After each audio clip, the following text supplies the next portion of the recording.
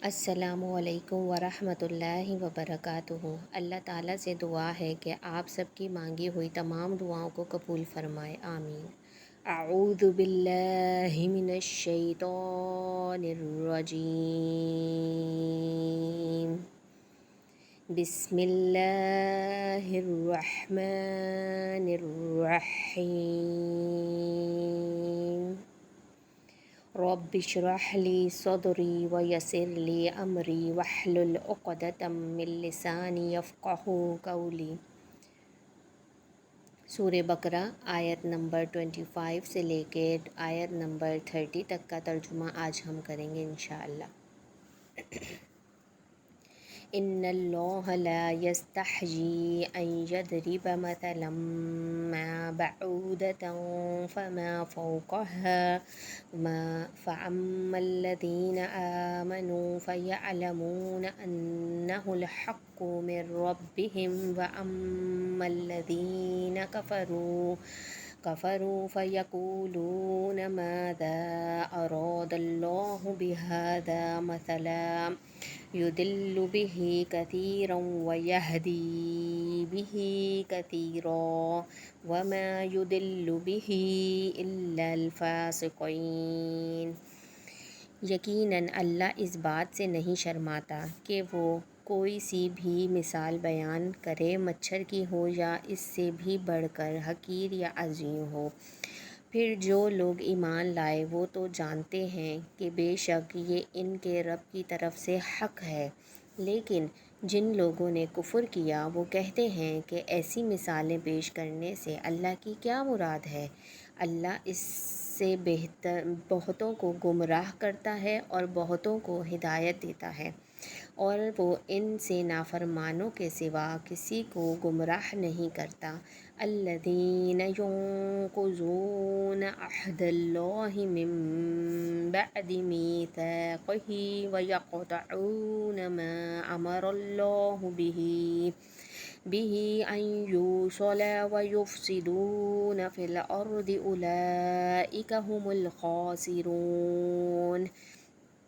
جو لوگ اللہ کا عہد پکا کر لینے کے بعد اسے توڑتے ہیں اور جن رشتوں کو اللہ نے جوڑنے کا حکم دیا ہے انہیں کاٹتے ہیں اور زمین میں فساد کرتے ہیں، وہی لوگ خسارہ اٹھانے والے ہیں۔ تم اللہ کے ساتھ کیسے کفر کرتے ہو حالانکہ تم مردے تھے، پھر اس نے تمہیں زندہ کیا۔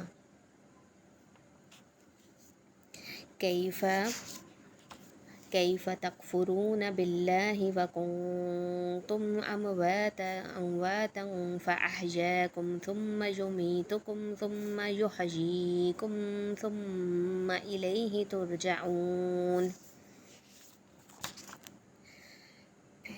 تم اللہ کے ساتھ کیسے کفر کرتے ہو حالانکہ تم مردہ تھے، پھر اس نے تمہیں زندہ کیا، پھر تمہیں موت دے گا، پھر وہی تمہیں زندہ کرے گا، پھر اسی کی طرف تم لوٹائے جاؤ گے۔ هو الذی خلق لکم ما فی الارض جمیعا ثم استوى الی السماء فسواہن سبع سماوات وہو بکل شیء علیم۔ وہی ہے اللہ جس نے تمہارے لیے پیدا کیا سب کا سب جو کچھ زمین میں ہے، پھر وہ آسمان کی طرف متوجہ ہوا، پھر ان کو ٹھیک کر کے 7 آسمان بنا دیے، اور وہ ہر چیز کو خوب جاننے والا ہے۔ وَإِذْ قَالَ رَبُّكَ لِلْمَلَائِكَةِ إِنِّي جَاعِلٌ فِي الْأَرْضِ خَلِيفَةً قَالُوا أَتَجْعَلُ فِيهَا مَن يُفْسِدُ فِيهَا وَيَسْفِكُ الدِّمَاءَ وَنَحْنُ نُسَبِّحُ بِحَمْدِكَ وَنُقَدِّسُ لَكَ قَالَ إِنِّي أَعْلَمُ مَا لَا تَعْلَمُونَ۔ اور یاد کرو جب آپ کے رب نے فرشتوں سے کہا بے شک میں زمین میں ایک خلیفہ بنانے والا ہوں، انہوں نے کہا کیا تو زمین میں اس کو بنائے گا؟ جو اس میں فساد کرے گا اور خون بہائے گا، اور ہم تیری تعریف کے ساتھ تسبیح کرتے رہیں اور تیری پاکیزگی بیان کرتے رہیں۔ اللہ نے کہا، بے شک میں دو جہانوں میں وہ جانتا ہوں جو تم نہیں جانتے۔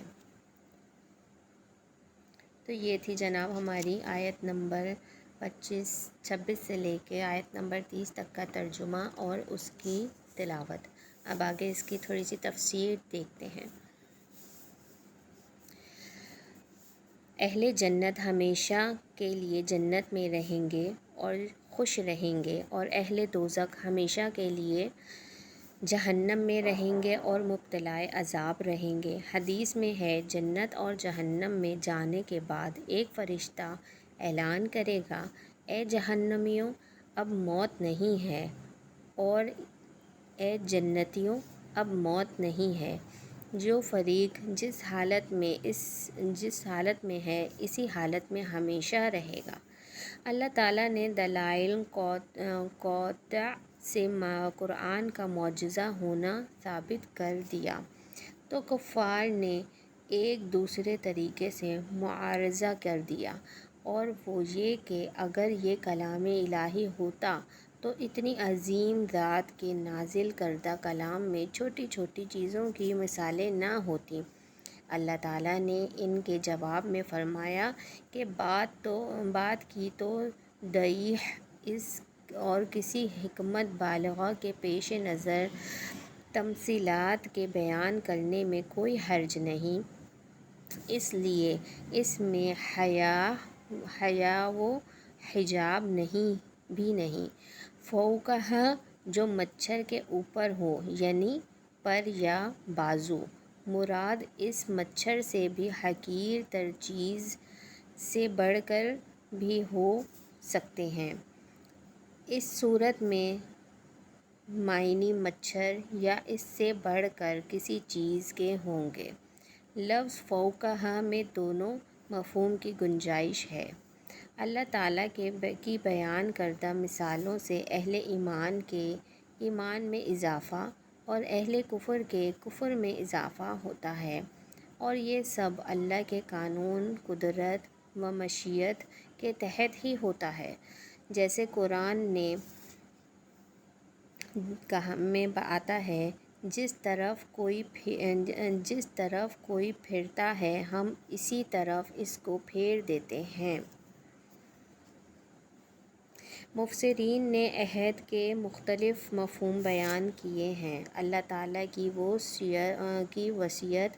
وصیت جو اس نے اپنے اوامر بجا لانے اور نواہی سے باز رکھنے کے لیے انبیاء علیہ السلام کے ذریعے سے مخلوق کو کی، وہ عہد جو اہل کتاب سے تورات میں لیا گیا کہ نبی آخر الزمان صلی اللہ علیہ وآلہ وسلم کے آ جانے کے بعد تمہارے لیے ان کی تصدیق کرنا اور ان کی نبوت پر ایمان لانا ضروری ہوگا۔ ظاہر بات ہے کہ نقصان اللہ تعالیٰ کی نافرمانی کرنے والوں کو ہی ہوگا۔ اللہ کا یا اس کے پیغمبروں اور دین کی طرف بلانے والوں کا کچھ نہ بگڑے گا۔ تو جناب یہ تھی ہماری تفسیر، اور ہم انشاءاللہ نیکسٹ ایپیسوڈ میں ملیں گے اور آگے کی ترجمہ اور تفسیر کے بارے میں ہم جانیں گے۔ اگر آپ کو میری ویڈیو پسند آئے تو اس کو شیئر، لائک اور سبسکرائب ضرور کریں۔ خدا حافظ۔